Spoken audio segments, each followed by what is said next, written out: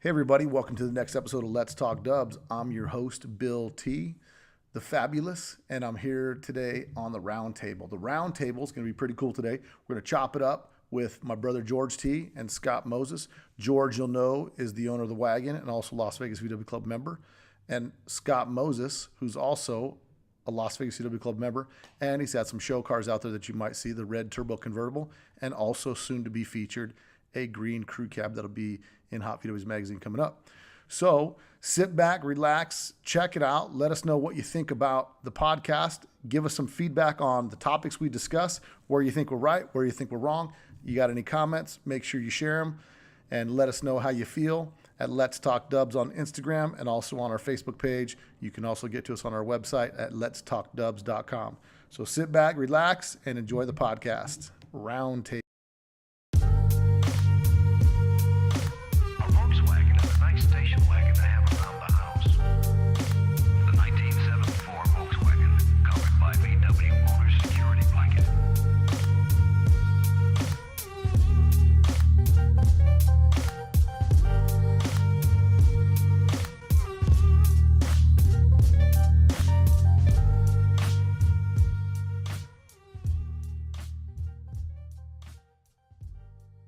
All right, everybody, welcome to another episode of Let's Talk Dubs. This is going to be our roundtable edition on the microphone today. I've got with me George Sagrinos, my brother and owner of the Wagon. How's everybody doing? And I've got Scott Moses, one of our buddies, longtime friend growing up, and the owner of the green double cab and the turbo convertible. Thanks for having me.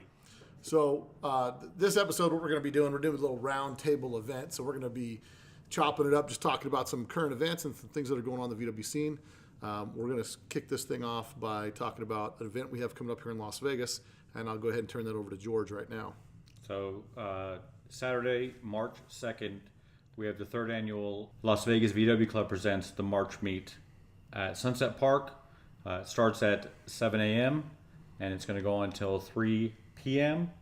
And it's basically a chance for everybody. We don't really call it a car show. That's why we named it a March Meet. It's a chance for everybody to just kind of get together, hang out together in the park.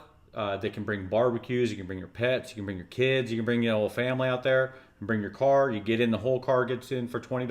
You get to hang out all day and just kind of hang out with your VW enthusiasts. Get to know the people in your town and your scene.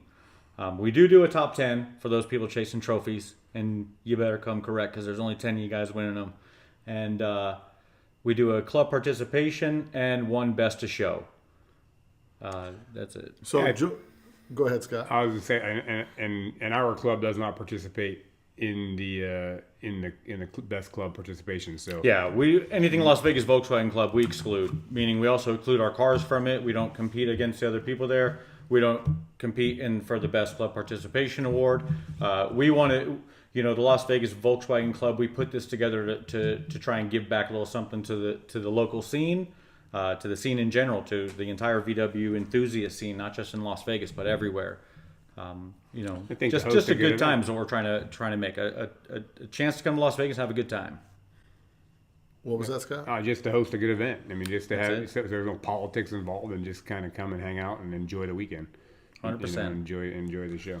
Speaking of politics, we're going to take this to what we personally feel about the presidency. And personally, I believe that we should talk about dubs. That's what we should be talking about on this show. We don't talk politics. We talk dubs on this show. So if you want to bring up something political, save it because we don't want to hear it because our politics are dub. That's what they are over here at Let's Talk Dubs. So, George, I want to ask you, on the March Meet, unfortunately, guys, you won't see my pretty face over there because I'm going to be in Mexico. Riding the Baja on a side-by-side, unfortunately, so I can't conflict with something I have going on. But Scott and George will be there. Make sure you come out and say hi to them. But, George, one of the questions I wanted to ask, if people are coming from out of town, are there any hotels or anything that they can get a deal on for rooms or any of that kind of stuff set aside? Or we kind of had this show really geared up for a local thing, and it's just now starting to catch on with some out-of-staters. So we don't actually have like a host hotel or anything, but, I mean, we're talking Vegas. Thousands of rooms here. Hook it up, try and get something close. We will work on that for next year. See about getting a host hotel because there is a really nice place right across the street from the event. But no, we don't have a host hotel, unfortunately. Like I said, something that we'll work on in the future for it. But we do have a couple of things, like Friday, if you come into town, Friday night, Las Vegas Volkswagen Club, we've always put on First Friday out there. So there's a little something that you can do. And usually there's always some sort of get together or something on after the events. So to let everybody know what's going on with First Friday that George is referencing, First Friday is the first Friday of every month at Findlay Volkswagen. So if you come to town, you're in town early on a Friday night, at right around sundown, everybody gathers in the Henderson Auto Mall or the Valley Auto Mall. They get down there, and it's a parking lot full of Volkswagens. The VW dealership clears out their front lot, and they open it up to all classic Volkswagens to come out and just kind of hang out. It's more of kind of a hang out and chill night. So feel free to swing by that. I was going to say that, as far as hotel accommodations go, for those guys and, that are interested in coming from out of state, I'm easily reached. We do have some connections with some of the local hotels here. And so I'm sure if anybody wants to get a hold of me or shoot me a text, you could find us or even find us on our Facebook page and reach out if you're interested in staying and need a room. And we'll see if we can't get you discounts to some of the local hotels here on the Strip. And it's something that we have the ability to do too. So Okay, I'll throw that out there. And they can get to you guys by going to Las Vegas VW Club at Facebook. So we got Las Vegas VW Club on Facebook, and then we have at Las Vegas VW Club on Instagram. Mm-hmm. So if you contact us on any of those and you need to get in touch with someone, we'll see if we can accommodate you as best we can. Cool. So we got that event coming up. So that's coming up in March. We talked about for a second that there's going to be a top 10 awards. And so one of the things we discussed in previous podcasts before, we started talking about People's Choice, top 10 awards, things to that extent, and the different schools of thoughts on that. I referenced in one of the previous podcasts that the first time I showed my bus, I took it on the VW Classic, and the name of the game back then was get there first, get a good spot, get a lot of exposure, and when people run through People's Choice, they might pick you because you're first in line or whatever the case is. So People's Choice has always been kind of an interesting take in respect to, like, is your car really the nicest car there, or did somebody show up that's got a lot more friends? What's your guys' take on People's Choice? Well, being someone that did go to Classic with a couple of cars that I've built and debuted, I did get a first position in the bus row in a double cab that we did over at the Wagon, and I did win first place. I doubt it was my position. It did help, and I'm not going to lie about that, because it was an end cap and it was a beautiful bus, and to not have another bus next to it really did help out when you walk around and look at it. But I don't know anybody in California. I wasn't standing by it jockeying for votes, and it felt really good to win that award. It really did. But there's the flip side of a People's Choice where you do get the gang of club members that vote for a car that isn't worthy of an award. And that is definitely the downside of People's Choice.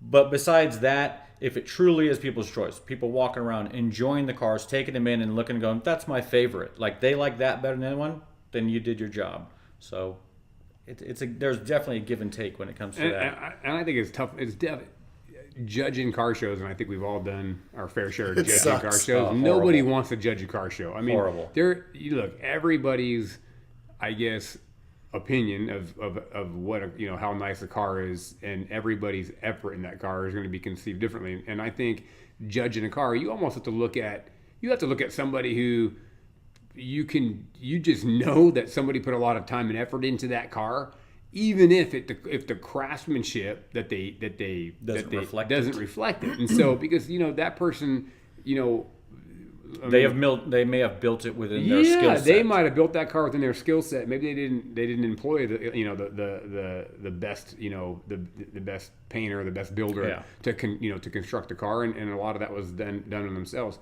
And I also think it's if you're walking around and you're judging a car show, it's easy to spot the ones that are quality cars, right? I mean, Absolutely. You can walk around and you can definitely pinpoint the cars that have the $15,000-$20,000 paint jobs on them, and the cream rises to the top for sure when you walk around a car show. But you can look at a car and go, that's way different than the one next to it, because the level of build on it and everything.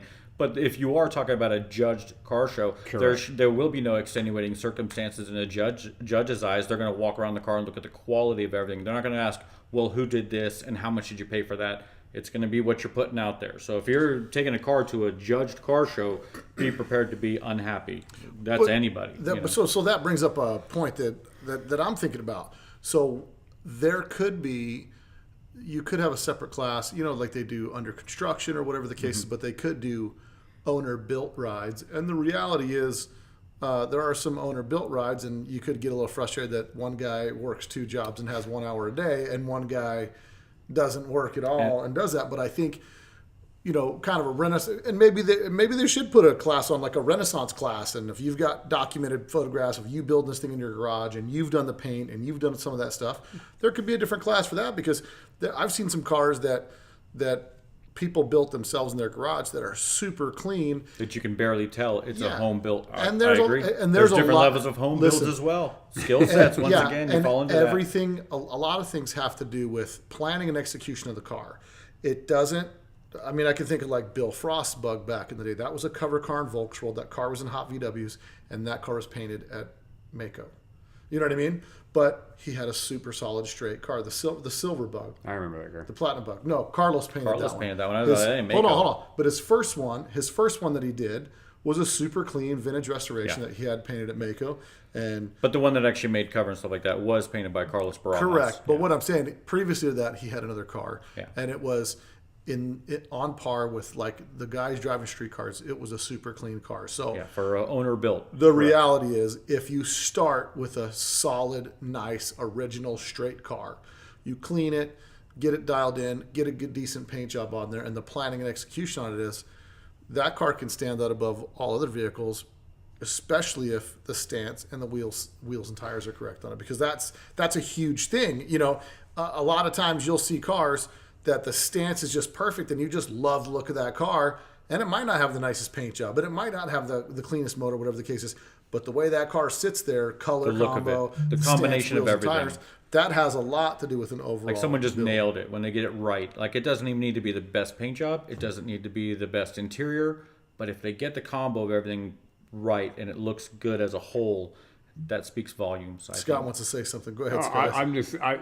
I don't think there's going to ever be a topic more controversial than when you're talking about judging car shows. I think if everybody who anybody who's putting shows on or hosting shows, I think they need to recognize that too and keep that in mind, because I think what it does, it hurts the scene. If somebody brings a car to a car show and their car is overlooked or maybe not judged accordingly to how they felt it should be judged, that person potentially might not want to return to that event, or maybe it just lose interest in their maybe something that they were passionate about or their hobby. And that's one of the reasons for the podcast. One of the reasons for the podcast is that we can have dialogue for people that are new into the hobby, that are getting into things, and that by all means, if you guys have questions and you're listening to this, hit us up with questions at letstalkdubs.com and hit the comments box and send us some questions you want to ask, because we'll do this roundtable every once in a while, and it'll probably be me and my 2 knucklehead homeboys that we've spent many hours in the garage since we were kids, just wrenching on stuff and building pieces of crap death traps, driving all over the place. But we've been around for a while, been in the scene for a little bit. We've built cars on every level, and we've been there where we thought our car was the best, and we built something and we got no recognition when that was the case. Or well, I was gonna say, don't get us wrong. Like, I think, Bill makes a good point. We met each other as kids. I think I might have been 15, or I had just turned 16. Just turned 16. And we were walking around, I think it was the Bug-In or the Jamboree. It was it was the 1989 Summer Jamboree, Spring Jamboree. Okay, so 1989 Spring Jamboree. I hadn't met Bill before, and I'm walking around, and somehow we had connected walking around that show. Yeah, we ended up talking about something, and we just kind of were chatting, and then something came up about, well, I'm not from here, I'm from Vegas. Like, you're from Vegas? I'm from Vegas too. And it was like we met. Scott and I first met in Southern California, walking around at the Jamboree, and then we kind of linked up with some other guys down there. That was closer to 92, guys. No, that was the 89.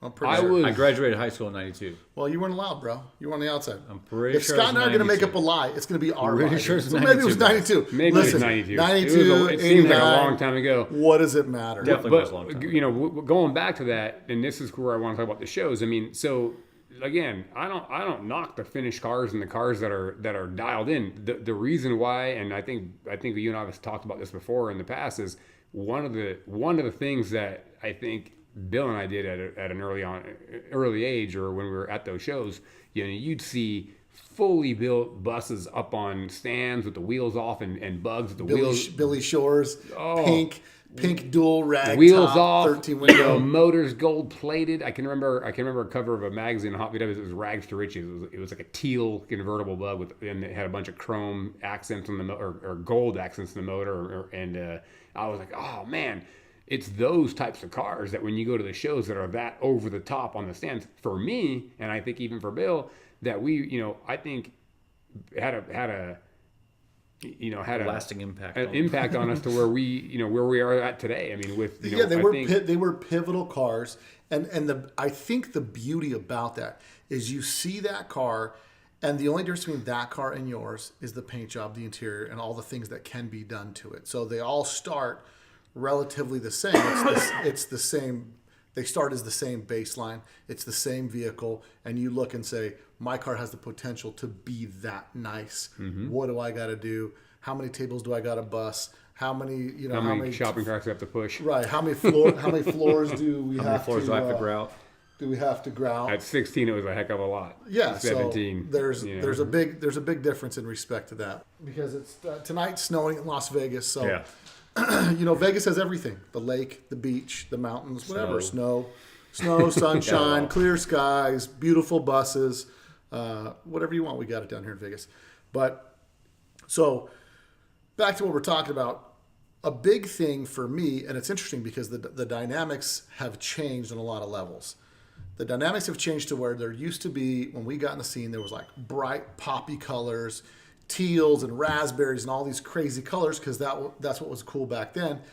The difference was, and I think what kind of hooked us in, was those were cars that were in a high school parking lot. You know what I mean? And today, I feel sorry for the kids today because life is so bland. You know what I mean? Life is like, they don't go out and work on stuff. They don't go out and build cars. They don't go out and do these things. It's on the tablet. No. Listen, my son will be out here in the garage.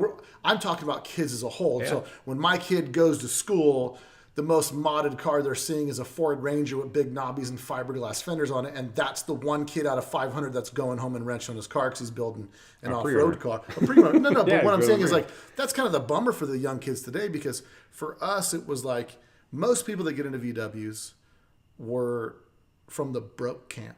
Okay, they came from Brokesville. They weren't the kid that had dad that had all kinds of money that bought him a brand new Nissan, dropped it off at the graphics place, had graphics put on it, had it lowered, did the wheels, did the tires. Because I would say, and not disrespecting all the mini truck kids, I'm sure there were some mini truck kids, and those kids were the ones with the Toyota pickup that had the stepped up bed that didn't match up with the cab, or the Ford Courier or whatever. But the kids that had the Mazdas and all that kind of stuff, they either had really good jobs, they had parents with a few bucks. And the VW camp people were like, you weren't just hopping into VW. Even by the 80s, they were touched by some dude named Stavros who couldn't fix your car anyway, and you got in it and it made it 5 feet. And so you wanted to look cool. It required a level of commitment. Like, you're going to turn a wrench.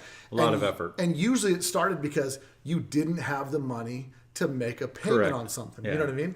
And so, a lot of kids built their cars on credit when we were growing up. And that's no BS. Like, they would buy a car, and then they'd get rims that they'd finance somewhere, and they'd get the stereo system they'd finance somewhere else, and you're like,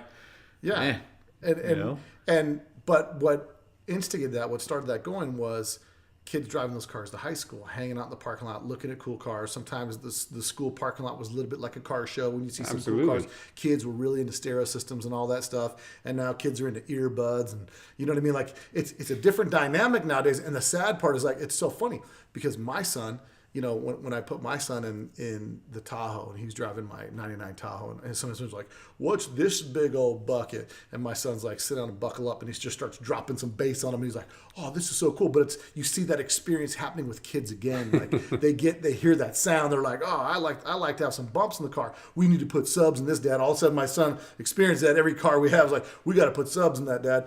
But it's like, how many kids are missing out on that visceral experience of, like, your favorite song turned up to 11 and feeling the music in your car and then driving down the road and feeling that. And that's kind of the sad part of today's generation. And there's a handful of kids that are in it, but it's like, it's different, and that's why the scene is changing because Well, it also brings out a good point too. It's like how many, as we witness the scene in the VW scene, you have to start looking at how many enthusiasts are truly driving their VWs around on almost I'm going to say a daily basis, because I think a lot of enthusiasts have the means to own a car that they can hop in that's Heat, that's AC, things maybe like that. safer for family. However, I do think as an enthusiast, I mean, I don't know about. I mean, I know you love your bus. I mean, you like to drive your. You've got a an early bus and big motor in it, and it's fun to drive. And I enjoy the drives out of state. I like open highway in my bus. And I just do. I came over here tonight in the snow.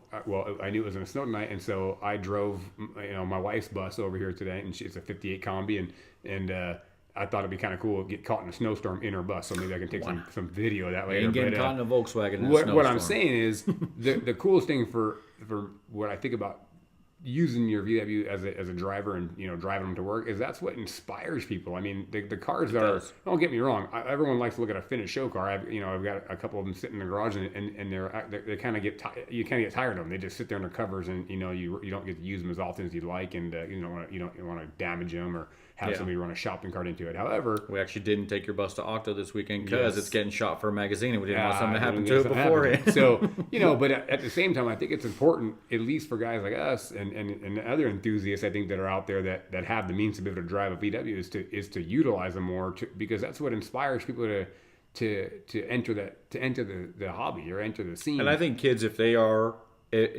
motivated and they see something that they want, they're going to get it. Just like when we saw it when we were young and we wanted it, we got it. That may not be as easily attained as when we were young, but if the kid's inspired enough, they'll find a way. Yeah. And it may be with a 78 bug instead of a 60 whatever bug, but they'll find a way to get into the VW scene. You don't want to get on German look. Yeah, exactly. Then you go down a whole other hole. that'll wreck your world right there. Yeah, That is an expensive world right there. The VW world is actually just it's kind of weird how it has kind of become an expensive world, to get the product itself. Well, the main car to start with is such an investment now. Okay, and so what's changed that is the demographic of the enthusiasts. So as the enthusiasts encroach upon 40s, that statistically is your highest income, your highest income spending years, demographically. So you'll spend the most money. So typically when people are making at their highest point of earning, the people that fairly wealthy attain some wealth will spend in their 40s, and then the really wealthy will spend in their mid 50s. But the reality is, if you look at what's happening in that right now, that's the age group that those were cool in high school, and that's why the price is pushed. And that's the same reason why a Model T now you can buy for $10,000 because all the guys collecting those they're all dying off or getting rid of their collection. So I mean, there's a demographic aspect to it, but in the same respect, because we see. So that means I'm going to be able to afford a split window in about 40 more years. Yeah, right. As soon as everybody starts dying. Okay, so let's talk about that. Split windows are still very affordable. And here's crazy. Very affordable. You guys remember growing up, if someone had an oval window, it was like, whoa, my God, someone's got an oval window. And now you go to shows and like split, and you're like, I kind of felt the same way this weekend. Out? We went to, this weekend we were down at Octo, and I felt the same way about double cabs. I found, Billy and I found my double cab for $600, and we're gonna make it a parts car. And I put that thing on the road, and here it is now getting ready to get shot. And I walked through Octo. I'm like, man, there's double cabs all over, like Priuses. So and it's. I don't want to say we started the double cab trend, but no, I'm just kidding. But part of the thing with it is, you were talking about how they're not affordable anymore, George. Mm-hmm. I believe they're still affordable. Absolutely. There's still deals to be had. You've got to hustle. Yeah. You've got to look. There's plenty of backwoods towns that there's VWs hiding. And I'm going to give you guys a little tip out there. This is coming from a Bill T. VW Hunter. Your tip is, once you find one Volkswagen, there's going to be another one owned by the same person, because hillbillies and backwoods people, they would buy another one just to scavenge parts to fix the other one, because these were these foreign critters that nobody knew anything about. But they're still out there. I mean, they're not as, they're not as plentiful. No. But circling back to what you were saying, George, when we found my ragtop, we were like, a ragtop. Yeah. This is unbelievable. Crap, how rare is this? Yeah. And so what point that proves is that there's millions of them out there. People just got to start looking at the sales numbers. I mean, they sold literally millions every year. So you're talking about, you're talking about cars that in the 80s, people were building 70s, early 70s, late 60s. And then as people got more into the hobbies, people thought, well, I want to make mine cooler than yours. I'm going to get a 67. Well, I'll get a 66. It's older. And then everybody starts chasing them all the way back. And that's why today, the great thing about the hobbies, there's so many cars being salvaged and preserved, modified, customized, whatever, being put on the road. And whether they're custom or stock or whatever the case, as long as they're on the road, that's the great part. But there's probably so many more on the road. That'd be a tough call if there's more on the road today than there was in 1995. But I think there's way more older ones on the road. I mean, a 13-window deluxe bus was like hen's teeth out here. Yeah. Excuse me. Those were like hen's teeth out here in Vegas because we just didn't see them. Well, now as you start peeling back the layers, I mean, you're talking about John's 23 window that he found in Pahrump that I went up there to buy it. Everybody knew about that car for the 20 56. years. They knew about that Yeah. car. He was the one willing to go up and pay for it. Correct. He was the one willing to walk up and pay for it. That was it. I went to buy it. They said 10 grand. I said, bro, you're crazy. I'm out of here. You know what I mean? Mm-hmm. And in hindsight, which is 2020, if I'd have bought that thing for 10 grand and just parked it, it triples its value. In the same respect, that's one of those things where if you're willing to pay the price and buy the car, if you want the car, then buy the car. But that's definitely not an affordable project. Once again, that's not. No young kid's going to go up there with $10,000 to $15,000 to pick up the carcass of a Volkswagen. It's not even a complete car. But But I don't think you're going to get a lot of young kids doing any of that stuff because that's not. But they're going that's to not be their into MO. something else. Now it's going Right. to be Mustangs, Civics, things like that that fill their high school parking lots right now. It's what's going to inspire them, what they like to Sure. see. I mean, like what Billy was saying, you go to the high schools. My son's 17, and he became a water pumper fan, and he's has a Mark II with the VR6 swap in it, and he's got a 56 oval ragtop in the garage that Billy scored when he purchased that wrecking yard or all the VWs out of it, and we started that project about 2 years ago and started doing the pan replacements and working on it together, and it shelved because of the water pumpers that he's involved with. He's inspired by something new now. He's He inspired loved by the something air new. cooled, and now he found the raw power of water pumpers. Well, which because he's a little I've too much. experienced it myself. He's probably a little too much like his Uncle Billy. If the car runs, he just wants to drive it. If it starts, he's in it and going down the road. Maybe I should let him drive the turbo car, the 67 convertible. Let him feel the raw power of a. And he'd be like, my GTI is faster. Yeah, I doubt that. He's like, but Dad, my GTI's got air conditioning and the door doesn't rattle when you stomp the throttle and it doesn't get all sideways and lose control. I think kids are just the kids before us weren't into Volkswagens. You know what I mean? So it's just it goes in waves. Yeah, it's going to be the next wave of whatever car is coming up at that point in time. And so That's plentiful and affordable, and that's what they're going to get, and that's what they'll mod up, and yeah. So with that being said, we'll move on to our next topic. So our next topic we'll be talking about the evolution of the scene. So the scene's gone two different directions from when we got into it. When we got into it, it was like cool custom, build a car, paint it a floral color, get on the road, color match everything, kind of follow that whole 9/11 theme. And now you see the scene's gone two different directions. Now I got two Hot VW's magazines in front of me right now, and on one is a highly detailed oval window bug over here on this DBK built or compound built. Yeah, compound built car. Pitt. And then I've got on another cover of Hot VW's is an unrestored 21 window bus, 23 window bus that's all patinaed out. So we see that the scene has gone two completely different directions. Both are unique in and of themselves. Both have their own credibility and kind of value in the scene, and they both play to two different people. I know you were talking about earlier, sometimes it sucks to have a car that sits under a car cover and never gets driven. I wouldn't know what that's like because I drive the crap out of my stuff. But and all my cars have battle scars. But but the reality is I probably had the most fun driving around all the time. Besides all the fun I've had in the Bull Run bus, because the Bull Run bus runs like that's the go-to car. Hands down. Other than that, my most fun car to cruise around in was my 66 when I had the turbo in it. When I had the turbo in that 66, street car, stock height at the rear, BRMs on it, narrowed front beam, and 1914 with the draw-through turbo setup on it. And that car, stock paint, you could have called it patina. It was patina before patina was cool. For sure. But it was original paint. All I did, I bought that car for $1,000 on the east side of town, and I put a TMI interior kit in it. I took a motor and trans out of another car and narrowed beam, wheels and tires on it, and then that thing was a runner, dude. I mean, I actually loaned it to Scott one day, and he drove the living crap out of it trying to break it the whole day he drove it. I was just testing the gear. Yeah, hard to believe that Scott would do that to your car, but that's the kind of friend Scott is. I mean, he's gonna test it out for you. But that car, I had so much fun driving that thing around, and it wasn't My perfect. 55 Volvo and walked it, naturally aspirated. Walked what? Yours. My 1914? Whatever that was that I raced through the turbo. My 1914 wasn't. It had 140.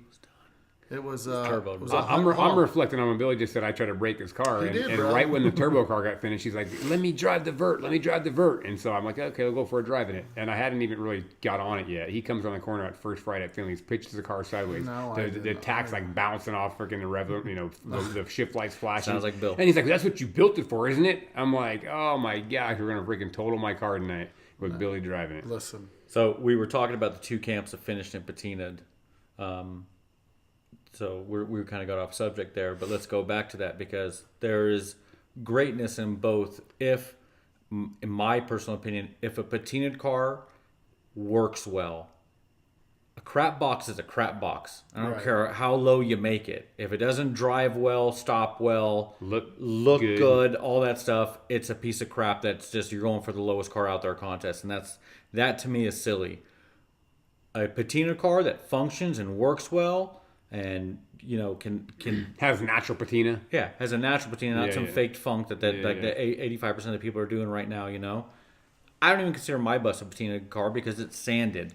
Mine's just a crap box that has good underpinnings underneath it. I don't consider it patinaed. I consider it an under construction that hasn't. No one's put the curtains up yet to say, hey, Sure. this is under construction yet. But no, they're the effort it takes to build a show car, a full-on finished car, and the effort it takes to build a patina car can almost be equal. Sure. There's just a different level of detail taken to each step. Mm-hmm. I think when you see certain cars that are patinaed and they for instance, Loose Nuts VW, that Jeremy Brooks dude, it was the first patinaed car on the cover of Hot VWs when that issue came out. The Grey Goose, I think he built, is what it's called. The car looks like it was pretty solid. Like he did a nice motor upgrade. He did good suspension work on it, and it had the look. the one from Seattle. I'm not sure where Jeremy Brooks. I think Was he's. it the I one think with his he's daughter northern. was sitting Yes, on the fender? Yes, yeah. Listen, He did a There's- good job of the entire package, in my opinion, on that. He did it. He faded in areas because it wasn't all original and stuff like that. But he even found an old crusty jungle green fender to put on the Sure, thing, sure. and like to make it look proper. And in my opinion, something like that was patina done right. The majority of patina cars, when I walk around a show, are not done right. well, They're and- basically baling wire and held together. Yeah, and, so the and car, horribleness. the car has to have a theme and a thread that goes through the car that ties it all together. That shows that there was some effort, not just like Correct. someone found like, oh man, that's so crusty. I'm just gonna slam it, and I'll have a dangerous slammed piece of crap. Yeah. Like, And- there's a discernible difference because I used to drive a piece of crap. I can tell you from Oh, that. yeah, you know what I swerving. mean? Horrible And drive. but there's two schools of thoughts. So my only beef with the patina scene. Is that I don't see kids on the side of the road get inspired by a patina car. Now, if a car's I'll got disagree with you on that. if a car's got a cool look to it, now there's a few grungy kids that might be into it. But I don't. But what I'm saying is, Cool is cool. It's undeniable. No, Cool is cool. It is, but okay. You show me 50 patina cars, 2 will be cool. Agreed. They're not all winners. You know what I mean? They're not all yeah, winners. because here's the problem. It's too easy of a game. It's like, oh yeah, I'm slamming it. I'm putting some wheels on it. The wheel fitment's not right. The stance isn't right. Well, that's why it's not there's that no- easy of a game. I mean, Yeah, yeah. Correct, To but the the person problem doing is- it, thinks it's Well, easy. what I think Bill was saying that it's an easy game, meaning like you could take shortcuts all over the place. Correct. And you don't need to get everything dialed in. And everybody goes, "Oh, look how low he is! Oh my Right, God, his right. fender's, his tires poking through the fender because it's rusted. Isn't that so cool?" Like So, it just gets to and- a silly point on some And of them. there is I think maybe what bugs me the most about the patina is like I somehow like the patina thing is like the Ed Hardy thing to me to an extent. It's like, and what I mean by that is that there are people that have cool, legit, original rides that they just want to preserve, leave it like it is, and cruise it. And there's a cool factor to that, and that I give all the respect to. There are people that hook something up, don't want to mess with it from the 70s, get it running, give it a little bit of flair and style today. That's not the guys I'm talking about. Because those cars are cool. Those cars have history themselves. They stand on it themselves. They're almost for preservation. Yeah, my thing is a lot of the quote, and I say with air quotes, patina guys are guys just like, oh yeah, look at that. Look at the sun bleaching on that car. It's perfect. It's kind of goofy. It's like it's like, all right, Ed Hardy, take it easy, bro. I mean, like, let's set. I don't know. I guess that's my biggest beef. My biggest beef is I'm thinking about I was standing in the corner, inspired. I remember the first car that I saw when we were growing up as kids. There was that guy on the corner had that jacked up '57 Chevy with this candy apple red over there on Flamingo. And I'd look at that car and I'd be like, that's so cool because it looks like my Hot Wheels, but I thought it was cool. Really, and today if I saw that car, it's like going back and watching the A-Team. It's never the same. You're like, you go back and watch an episode of the A-Team, you're like, I watched this crap and believed it? Yeah, you were 8 when you watched it. It was the most awesome thing ever. The acting was the worst acting in the world and all that stuff. But it's like, you go back to see those things and they're not the same when you're older, but the impression they had on you when you were younger and with what you knew and the inspiration is what I'm saying. Like something shiny, cool, matched your Hot Wheels. And I could be wrong because they do have rat-looking Hot Wheels and stuff like that. And well, the rat look is not just in the VW world. Correct. It's across the board. And it is because people realize sometimes what it takes to restore a car. And you better have very deep pockets to do that. Or I can rattle can a couple spots on this, heat some springs up, and lay out this Chrysler, and it looks sick. Okay. Like it has an effect that has a look to it. But I do have to disagree with you on it takes tons and tons of money to restore a car. Because if you buy a car... money or effort. Hold on. No. But I'm saying, if you buy a car right, and that's what I want people in podcast land to listen, if you're thinking about getting a VW, if you spend the thousands up front, and I'm talking not huge thousands, you're saving 10 times the money on the front end than the back end. If you buy a car that's solid, straight, and you're going to blow it apart yourself in your garage and start getting that thing going, take it out to powder coat. You might have $1,000 in powder coating. You're going to put that elbow grease in it and sand and polish and do the detail stuff. So I don't want to scare too many people away because if you want a magazine car, regardless of what level it is, it's going to cost. If you want a nice driver, I've seen nice drivers turned out every day. And I'm not saying that's what you were saying. I just want to clarify, because all I think in my head is like that kid's sitting somewhere in the Midwest somewhere who knows where there's a cool bug, and he sits and looks at the magazines at the 7-Eleven, and he wants to build something like that. And you can do it. So let's transition into this conversation. So we're going to do that. You're starting over. You're talking back to the old self. You're the old you. I'm saying to the old me, buy something that's a great starter project. It's worth, and it's tough because in your $500 brain, you're thinking 500 is all you got. Meanwhile, you're going to get that car and you're going to spend $3,500 on little parts and pieces and things like that. So if you're thinking about getting into a project, my advice is spend the money up front on a solid, straight project that needs minimal work because they're out there. They just might not be exactly what you want, but I'd rather buy a super clean 68 than a roached out 65. If I had a super clean 68 and I was building a Cowlook bug, it still falls in the Cowlook category. I'd have a lot less time, effort, and energy to it because if it was mostly clean and straight, then it's a blow apart detail put back together. And you can do powder coating, things like that. And you can blow it apart, take it to Mako or whatever to get it painted if it doesn't need tons of body work. If the thing needs tons of body work, that's where you're really going to save the money. And when we talk about restoration versus customization, I think restoration it can be a whole lot cheaper than customization. I made the mistake. So the project that I'm finishing up right now, I made the mistake because it was a restoration of going, oh, well, it'll probably only take X amount. Well, let me tell you something. You still touch every piece on the car. You may not clear coat it to a high gloss, but you still have to blast it and paint it and get it to a satin black that the undercarriage was. So I shot myself in the foot on that one. Sure. I screwed the pooch on that because I thought, stock restoration. Oh, we're not doing a big motor. We're not doing this. We're not doing that. The motor still cost me a ton to rebuild. The transmission was still super expensive. I mean, everything's still added up. And I'm not talking about through a shop. I'm just talking about a guy at home.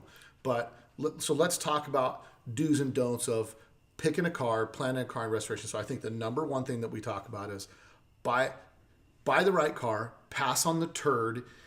if it needs too much. Because I'm telling you right now, you're talking to a guy whose first car I drove around had a big shark bite in the quarter panel. I could never get it fixed, and it was like, No. The first car he drove was beautiful when he got it. He did all the damage to it, by the way. He bought an immaculate original owner car and ruined it. It doesn't matter.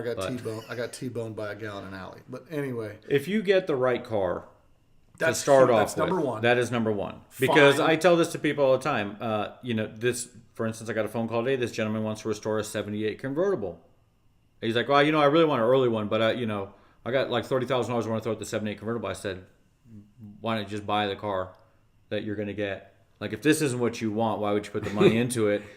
Buy the car you want. With that budget, he could probably buy an early convertible. And I told her, I said, go buy the car. If that's what you want and is your budget, go buy the car, because building it will cost you twice what you're going to spend on buying one. And I think that's a very realistic reality for people. That's a great point.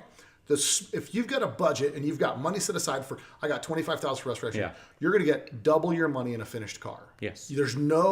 There is no person, unless you've got some specialty, rare, unique vehicle and you did a bunch of work yourself. Or sentimental value. I think a lot of people restore cars. Like I've done 2 sentimental cars. Absolutely. People have a lot of they'll- cars. Let me tell you what, dump the money because of sentiment is very expensive. It is. It but costs. It does. It does. When I first went and looked at the car, it was so roached out. I said, find another car. He said, we can't find another car. It has to be this car. This is my father's car. And those are Go. exceptions. That sets the parameters of Correct. what we're going to do at that point. This Sure. car is the one that needs to be finished. And those are exceptions. So point number 2 we talked about is, if you've got money set aside for a budget and you want to build something, spend the most money buying the best example best of what you car. can get. The one that doesn't have the impact damage. The one that doesn't have the rotted out damage. heater channels. There are certain areas of rot in a car that are easy. Pans all day long. They're really not that difficult to change.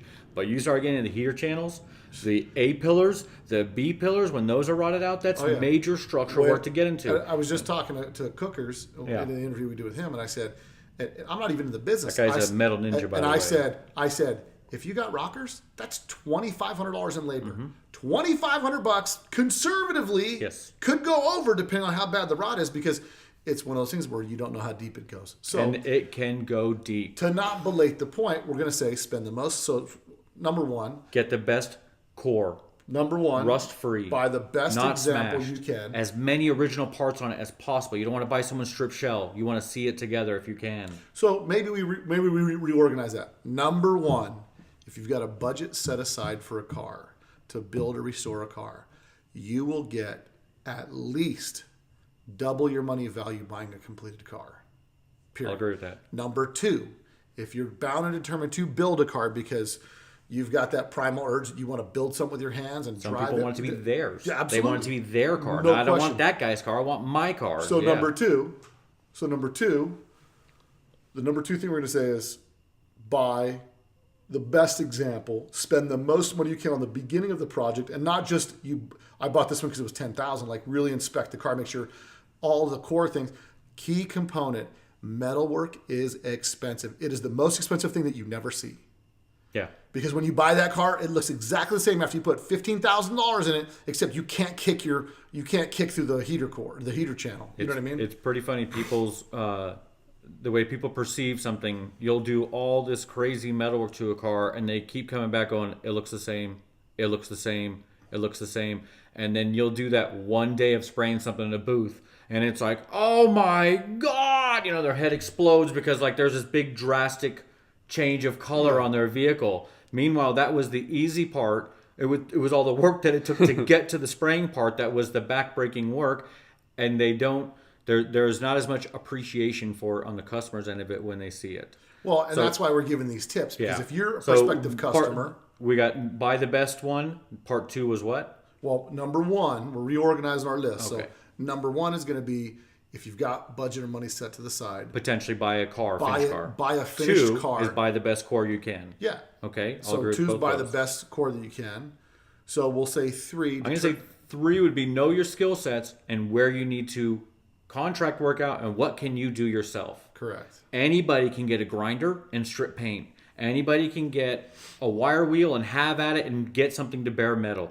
There's certain things that you can do that when you drop it off at a shop, you're going to be charged by the hour to do all those things. So if you can put the time and effort, if you got more time than money, then you put the time into that. So Yeah, so put your time into the grunt work. figure out what you're going to hire out to set your budget, to set your parameters. Figure out what you need a professional to do and what you can do yourself. Okay, so I think number four, the number four most important thing. So you'll do whatever work that you can, and I think maybe we'll reorganize this. We'll put that at number 5. We'll bring this back to number We're going to 3. get a piece of paper involved Yeah, here. we're going to bring that back. There's a pen right there. We're going to bring that back to number 3. Straight ahead, George. I see if that one's horrible done right. There's a black one here. All right, keep going. So number 3, I'm going to say, is have a plan. That's your most important thing, is to have a plan and stick to it. So as you're making this effort to get into VWs and do what you want to do, you have a plan. Build a Pinterest board. Do something where you're collecting your thoughts and ideas of what you want. When you go see someone like George and you go down to George's shop at the Wagon, you say, hey man, look, I built this board of kind of things I'm inspired for.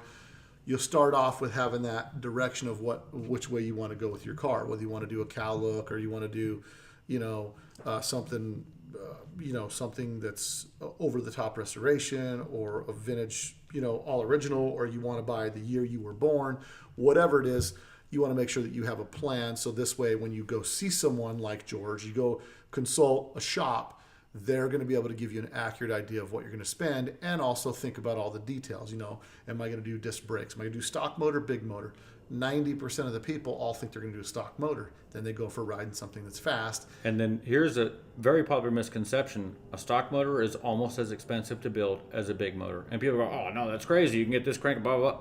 You're still buying all the parts and pieces, and they're not too far apart. Yeah. Especially now. You can get a set of rods that are performance rods for darn near what you're paying for a set of remand rods, Yeah. And you'd rather get the better, nicer rods, So I tell people all the time, like, let's probably put some bigger stuff in there if it's going to be the same cost. So we're back to having a plan. Yeah. Because if a guy came to your shop and said, I want to build a cow look, and he's like, so if a guy said, I want to build a cow look, you instantly think, what year is he going to build? He wants 67 bug. That's what you think. think. A lot of cow look bugs, 68, 69, which, if you're going to spend the money, you can buy a 68, 69, way cleaner car, way cleaner original condition, and get it for cheaper than a 67. But you're going to have the padded dash. You're going to have the squared off bumpers. You're going to have the stubby nose and the stubby deck lid.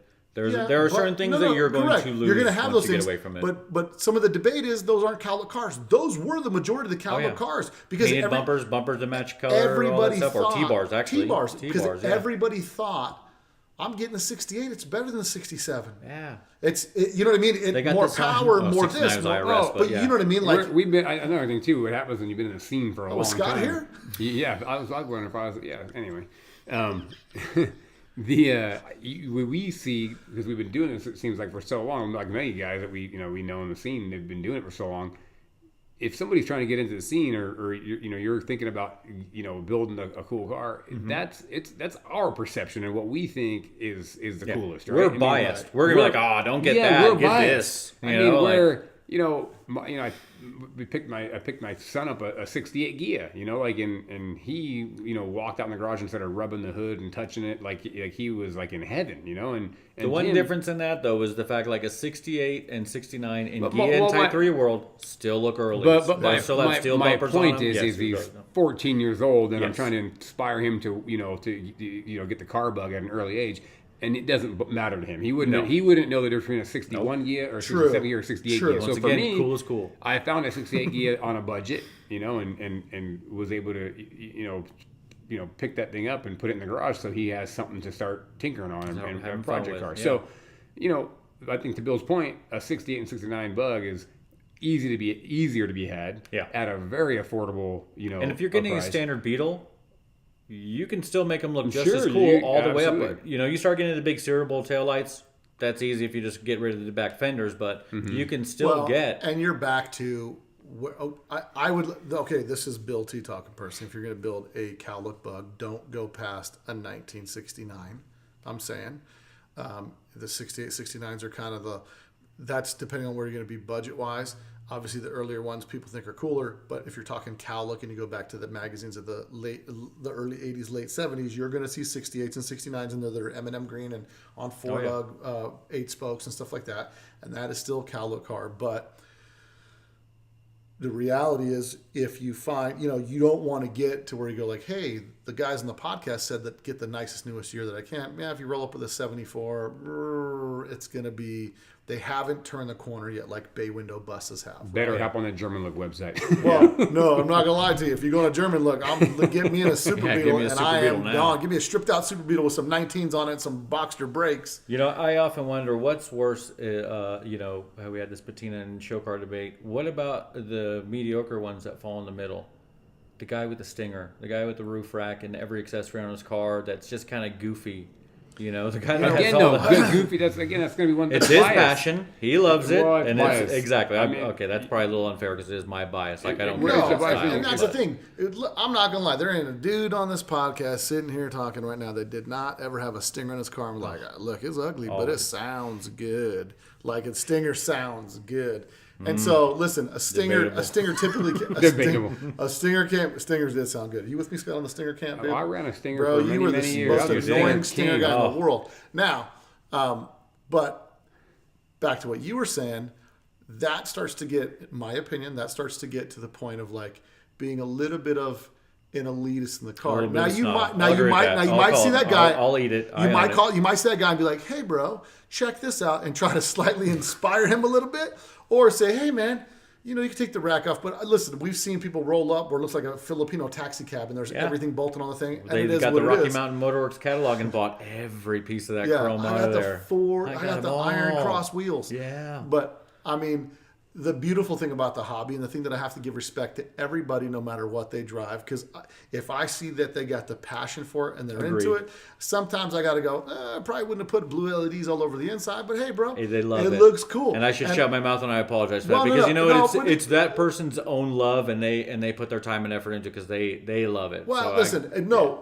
what you have to do is when you see it, you're going to think, and then you got to, okay, I got to talk myself down. This dude's in the scene and he's supporting the scene. And because listen, all of us are going to think one thing and say another, and really it's kind of how it comes out. And not that I'm trying to backtrack anything that I said on the patina cars.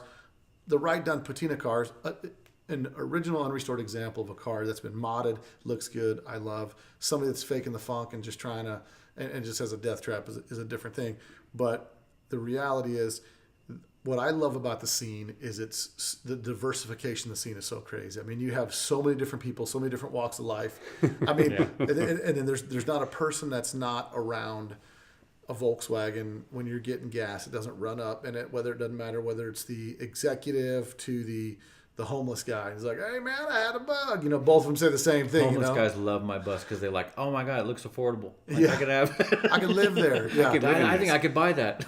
but I think the guy we bought that bus from was homeless. I'm pretty sure. Well, it was. we were talking about the comments or whatever like that are being biased means. There are those, you walk around the VW, you walk around the VW events and things like that, and there are those VW snobs that are out there. Oh, yeah. There is. That There- you walk around and I tell you what, being a victim of the VW snobbery, when I first broke out my squareback, my 73 hot dog wiener brown on white Rivieras, it was hideous, and I knew it was hideous. But having a bunch of VW snobs at the time point and laugh at my car, that inspired me to build the freaking sickest squareback this town saw, and I'd say mission accomplished in the 90s when I did do that. Sure. And I shut all them fools up who laughed at my car. No. So that was a good inspiring elitist moment for, but it it depends. It depends because you can take it two ways. Yeah, you can take it the wrong way or the right way. That can send some people. Some people don't have the grit and determination that you were blessed with, that your dad gave you, to be able to push through some diversity like that. And the saddest part that I see, when I finished my Type 34 Gia, say what you want, it's the baddest Type 34 Gia ever built. I'm gonna stand behind those words, and you know who you are, and I'm talking to you. But I even went to I kind of roasted the guys on the Samba forums where they were like, "Oh, that dude's crazy. He'll never get that for the Gia, whatever." And I said, "Hey, listen, I know you guys think like restoration is the only way to go, but you guys need to realize that these cars are a blank slate for everybody. and hard work and a clean car should be appreciated regardless at any level. I said, I can't, I'm not going to lie to you. I walk to my own drum. You know what I mean? And I build my cars the way I want them, period. Like the way, now whether I'm paying Buddy Hale to build it or I'm building it in the garage or whatever the case Your is. visions, it's my vision and I won't let go. You know, if you fought with me on interior and stuff like that with Still the carbon fighting on cap, that carbon doesn't matter. cap. My car, I like it. What are they, crash-rated door panels? 3 inches of foam. Say gym what you mat will, foam. but listen, bottom line is sometimes, you know, like I showed up at the Type 3 meet over at ISP West, and I had never seen a Type 34. Hey, Type 3 cats are different cats. They're, Man. Those yeah, dudes that's are a different group of individuals, and And I'm a Type 3 guy. I've had 2 killer squarebacks in my life. And it was almost like they were weird. like really like, oh, look at that Type 3.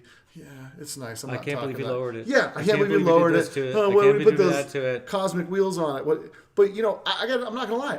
I was expecting, like that when thing's you sick. roll You're out so a dope. devastating Oh my God, bug, that's badass. it's a Yeah. crowd. Yeah. You show up at a Type 34 Gia, and everyone's like, oh, what is that, a BMW? No, but I mean, you know, people, the Type 3 crowd's a little different, and really, I kind of roasted those guys. I said, look, when I showed up at the thing, man, you guys were all antisocial and not very welcoming. And bottom line is, people roll up. I see whatever they're driving as a car, and if they want to chat with me, I'll chat with them. Like, hey, man, cool car, whatever. Just talk about it.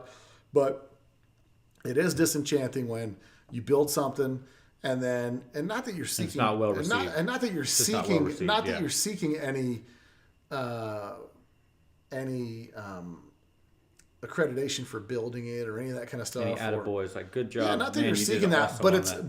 but when you show, here's the thing, you know, there's haters when you roll up in the baddest car ever rolling the streets, and there's just and you're just not getting the appreciation it should get. Nonetheless, it just tells me like, these aren't my cats. Like when I've owned Mustangs before.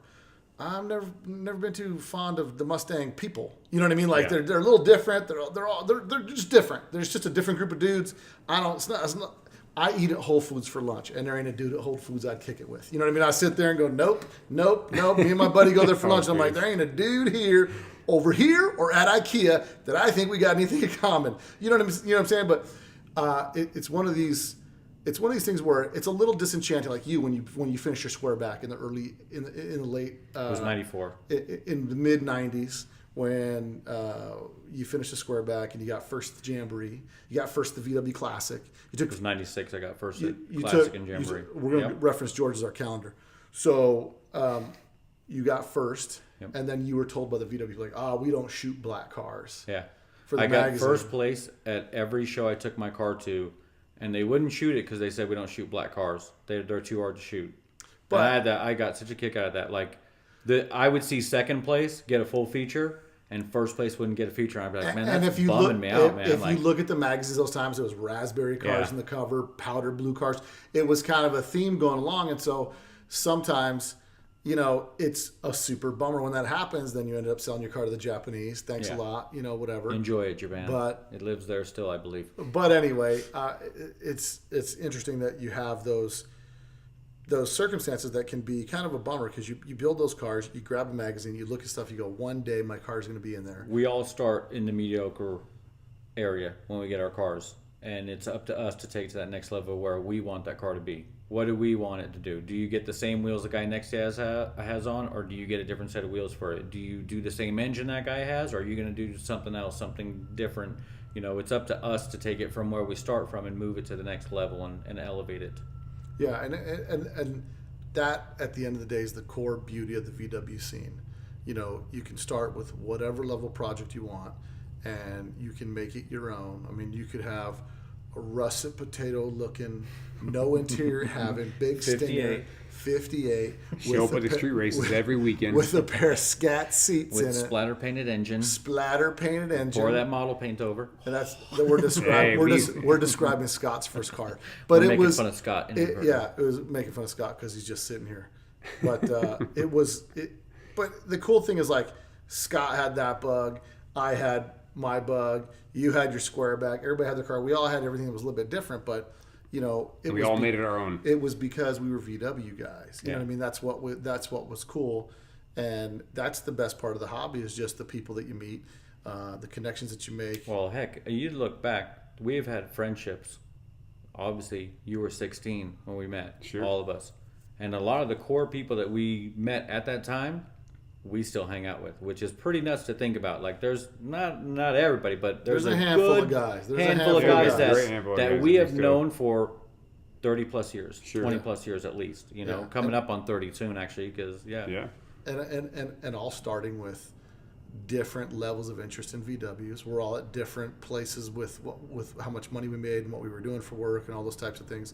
But that's what I love about the scene. So getting back to our list here. So we talked about, did you not make your list, George? Yeah. All right. So number one, we have know your budget and buy well, meaning either you're going to build it or you're going to buy it. Right, we're just If reviewing you were quickly. looking at something and We're good. yeah. Just review it. So number two would be buy the best core. The Right. best Buy possible the- core buy you the can best get, the most starting car you can complete, get. most rust-free and non-dented. And number three is figure out if you're doing the restoration, assign your tasks to you and know what you're going to sub out Yeah, to set and your budget. I would think number 4 is really look at what you can do yourself with what your skill set is. That's what number Well, three but was. what I'm saying is like if there's other things that you could do, like if you can build your own motor, if you can rebuild your suspension. My motor on my bus is my first one I ever attempted to build. But my And it's been going point for I'm making 9 years now. to build to do a beam. If you go, let's say you want to do a narrow beam on your car, you take it to a shop. It's $1,500. Oh, probably more than that. To narrow beam rim, yeah.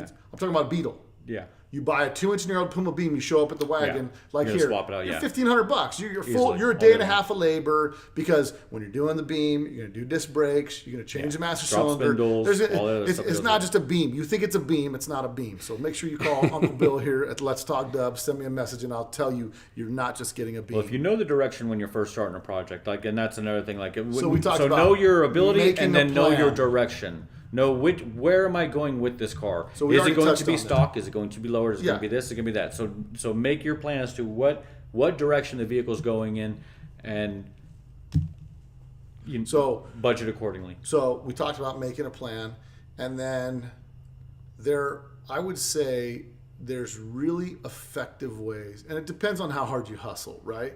So there's super effective ways to save a lot of money. If you don't have the cash, there's always stuff that you can sell, like a dirt bike, to trade for a motor. You can borrow it for. I mean, also But think that's about this. but that's what Scott did. If you can find, okay, somebody had a really nice beam in the front of their car and then they decided they want to go with the Cool Ride's front end, or I'm going to go Air Ride this time, whatever. So they get rid of their static beam.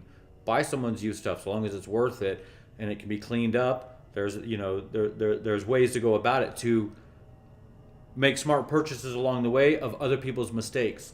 You find motors all the time taken out of sand rails. You find transmissions taken out of this. You could do that's some what I'm- serious so that's hunting. what I'm talking Yeah. about. You can get creative, and you guys have the advantage of The internet. The internet, you can get creative with what you purchase by really being kind of open, searching the internet, looking for deals, finding things you can trade. Like Scott, what you traded your RM250 for? Mm-hmm. What did you trade whatever. your RM250 for? I You traded traded for a yeah, motor. hey, I traded an RM250 dirt bike for a 2176 that was out of a friend of mine's car McGee out of California, and that some of those parts ended up in the convertible on the first. But I motor mean, build, like, but yeah. wait, so a lot of people think like I need tons of money. Well, there's things you have that you can get resourceful and sell, trade, or swap Sure. for other stuff. And so I think people would be surprised where they have something they don't think is really worth anything when they put it out there to trade for something. They'll find people that want to trade. Now, also in the same respect, don't set yourself up to get roasted on the internet and like you have something Yeah, worth don't give $100 deposits and weirdo and think stuff you like want to. Okay, I'll give you a perfect example. I've got a Westy bus for sale, right? Bought the Buster Cruiser for a little bit to sell it. I bought it because I bought it good and I could sell it. I could give somebody else a good deal, make a few bucks, right? Guy hits me up because I got it for sale. Guy sends me a text like, "Hey, bro, I'll trade you for this bug." It was a 58 bug, and it was lowered on black Fuchs, and it was meh, stock motor, Yeah. whatever. And so the whole thing, he says, yeah, here's what I'm willing to trade. Here's the work that's been done to this. It's narrowed beam. It's this. It's that. 1600 or 1776 single carb motor. Nothing to write home about. Yeah. Like, meh, average, right? And he says, I think they're worth about the same. And I was like, I'm okay, thanks. And then I was just thinking to myself, first, we're starting off with an individual who thinks that his Beetle is worth that kind of money. Beetles are one of the hardest cars to resell. Unless you've got a standout Beetle that's just unbelievably devastating, or it's a super early Beetle. If it's just a big window Beetle, they're not big sellers unless it's a standout. And so for this guy, like that was the other thing. Do your research, find out what stuff's worth, because if the guy went to look for what's worth, there's what stuff's listed for on the Samba, and then what people are getting for it. So back to one of the things, like if you have the money, the scratch put together to buy a rolling driving car, my advice is buy it, change the wheels, armor all the tires, and do something you enjoy. Get to the finish line a lot faster, because you're not going to enjoy the experience of restoring it if you think you're going to do it on a budget. That is a budget that spirals out of control quickly. But the other thing you want to do is make sure that when you're looking to get resourceful, trade some items or do some. You got dirt bikes, you got ATVs, you got whatever that you can trade. Oh, you might be able to trade your trade, what you do for a living. My brother has done multiple floors in people's houses to get something done on a car, or that's right. Let's talk dubs. You need tile or granite. You let me know, because we do some tile and granite for some Volkswagens. But yeah, I mean, get resourceful with that, and also get connected to the market. Do some research. Find out what stuff's going for, so that way you can jump on a deal when you know it. Because there's nothing worse than we hear a guy who shows up at Georgia's shop with some Rust Bucket 55, and he's like, "Yeah, I could have bought a 51 for 13,000, but I didn't know what it was worth." Like, I hear those stories a lot too. So I tell a lot of my people that call me up for whatever. I tell them, if you are looking for a vehicle, feel free to email me your ads that you're looking at, so I can tell you if it's worth even considering, or just to move on, get away from them. Scott here. So You don't need me. no, but so those are going to be our kind of top 5 things if you're looking to get into doing some sort of restoration or something. Always remember this: your most expensive bill in a restoration is going to be labor, hands down. Period. End of story. When you spend $7,000 on engine parts, you're still gonna have to pay somebody another probably $3,000 to $4,000 to assemble those engine parts. But you could always do it yourself, because you spent that $7,000 on it. And Gene Berg used to say, no one cares as much as you do about the parts you just bought. And he's 100% correct about that. And I'm a very firm believer in builders, or buyers should be the builders as well. I mean, I build cars for people, but I'm saying, like, you should know your car. And if you have the means to attempt to do the work yourself, then you should be the one turning the wrenches on your car. 100%. Yeah, absolutely. I mean, a lot of people get stuck on the execution of the task, and they don't want to kind of get wound up with doing that. They don't want to screw something up, and they're thinking like, time consuming. Hey, I'm not an engine builder. Maybe I want to have somebody else do this for me, and I'm willing to pay the price. That's the other thing you need to get in your head. Get in your head that I've heard it said on other podcasts that shops charge way too much and they're overdoing stuff. Absolutely, a shop is going to charge you too much, that you feel is too much, if you bring them some crusty, busted up car that they got to spend 2 hours cleaning before they can work on it. Like, honestly, like those are things you got to think about. That is a reality. When someone brings a car into the shop, I actually started turning away line work because I was getting too many complaints about the way things were getting built, and people don't realize when you bought this car and it's been held together by baling wire and chewing gum for the last 25 years, and you're bringing it to me and you want to make it a solid car. It needs everything from front to back on that point. They forget the beginning and they go, I want this to be reliable. You're like, well, get rid of this piece of garbage, take that off there, do this, do that. And that's another thing, too. I think when people don't have if they're not familiar with if they don't have the knowledge and know what they're looking at. Like, so there's been a handful of times where I've asked you, hey, can I, have you do this? And you're like, I'm not touching that. Well, for instance, let's go to your double cab when we were building your double cab, because Scott actually did have a big hand in building his double cab. Well, let's go even before. It came down to the point of like, hey, man, we got to sand the underside of your car. Oh, no, I'll come in and do that. And he came in, and he lasted, I think, maybe about 3 hours and tapped out and said, no, you go ahead and handle that. Because it is hard work. Now, if Scott would have never come in and experienced that, and I hand him a bill for 8 hours of just prepping the underside of a bus, scrubbing it out, getting this, sanding that, is going to freak out and go, really? I could have pressure washed that thing off in an hour. Well, what I was going to say, the example I was going to use was, on Emmy's bus when I was restoring the undercarriage to put everything back together. You're like, well, just take, I don't have the time to go through all the brakes and all that. Just do that at your house. So, so I did a stock rebuild on all four corners of that bus. Took the drums off. Had a shop turn the drums, and then I all new wheel cylinders, all new wheel shoes, cylinders, spring shoes, and what hoses, lines, all that good stuff. It probably took me, not an exaggeration. It took a couple weeks to complete it. You're doing a little bit here, a little bit there, but easily over 20 hours. I probably had a couple hours trying to get the stars that were rusted into the adjusters. The adjusters, you got to soak them in Croyle. Just to get those out. Just a few hours on just that. So, that's going back to the example. I don't think customers that are taking their car to the shop, they feel like they're overpaying, but they don't realize how much time is involved when you're working on an old car like this that it takes to... That's what people don't understand. They don't understand the time, effort, energy it takes. And so there is some obligation on the builder or the shop's part to say, listen, I don't think you understand. This is not because you have to remember when we're talking brakes, especially there's the brake place that says bring your brakes, any car, any brakes, $39.95, $99, right? And you're like, look, your pads are going to be $99 for a brake resto. And so when someone's going to fully restore their 4-wheel drum brakes, you're going to be the same price. Your Wolfsburg West bill or wherever you're going to get your parts from will be $400 to $500. Easy. This is why I stress with people so much: upgrade to disc brakes. With what you're going to spend in drums, wheel cylinders, especially Type 2, you start getting into, if you're lowering it, if you're going original, you have to stay with the drums in the back. Do people keep them stock highs? Some people do. I haven't met them yet, but some do. Man. But what you're going to have in parts to restore, instead of antiquated brakes, step up to the plate and get some good brakes on another car. In my opinion. Not even being around VW as long as I had been, I had never really done that, like a full restoration of a full brake restoration. Full brake restoration on a Type 2 or a bus. Back and plates. Had I had that conversation with you prior, and you might have even told me, you probably did say just go get disc brakes and said I want to leave it all stock. Had I realized where I'd spend in parts, forget the amount of labor, because after Billy started running 944 disc brakes on the Bull Run bus, he called me one day and said, hey, I just drove by this junker. There was a 944 Porsche up on blocks. You should go down there and grab the brakes off it. I went down there with my canvas tool bag, pulled up to this junkyard. This T-bone 944 Porsche is up on rims being held up in the air. And I literally went around that car and pulled the rear hubs and calipers off the back of it. And the front hubs, rotors, and calipers. Leaving the junkyard. $80. I bought the $100. And I even kept 944 brakes, guys. That's disc brakes, vented, and everything. I even kept the brake lines on those brakes.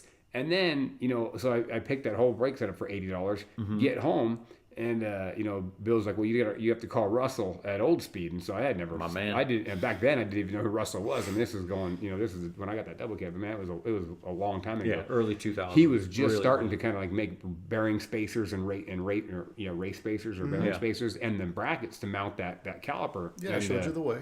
So Bill, he's like, call Russell. So I called him, and I forget what he charged, but it was nothing what a brake would cost, right? I got the caliper mounts and the bearing spacers, and I'm not kidding you. I almost thought I did something wrong. It probably took me maybe an hour and a half to put everything back on the bus. Right? I used the pads that were on there from the junkyard. I didn't change a thing on those brakes, and I look at that, and those brakes are still on my double cab today. Now, granted, we've gone through them. You've gone through and detailed them and everything, but it is kind of funny. I got to figure that out. I should have went and took Emmy's bus and at least put disc brakes on it, but Well, and that's part of the process. So maybe I got to eat my words back earlier in the podcast when I said restoring a car is a lot cheaper, because I think really restoring it and trying to find period correct, date stamp stuff, the correct parts and pieces, because VW made so many different upgrades year to year that there's these minute differences that you might notice that you might not notice. So maybe I ate my words a little bit, because really thinking about it, restoring it, the difference with restoring it, if the car is complete and usable, you can save yourself money by doing your own labor. But it's work, man. It's work at whatever it is. So, when you're doing a custom job and you run into whatever roadblock, there's a workaround. oh, well, we'll just do this and this and this, and it'll look cool. Okay, move on to the next thing. When you're doing a resto and you run into a roadblock, you need to fix whatever is wrong with that resto, because there's only one way it can be, and that is the correct way. And that's what makes a restoration way more difficult.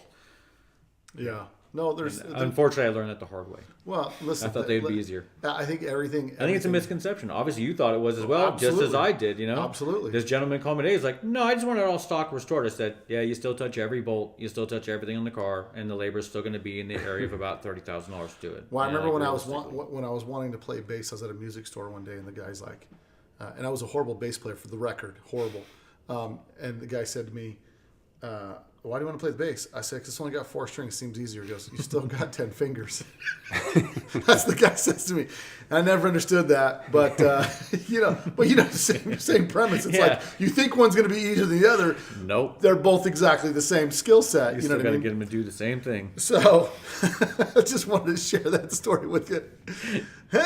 So the guy showed me he had 2 fingers, and I was like, all right, lobster claw, I'm out of here. So, but anyway, what else we got, guys? Is this it? We're gonna wrap. We wrapping this roundtable up for today.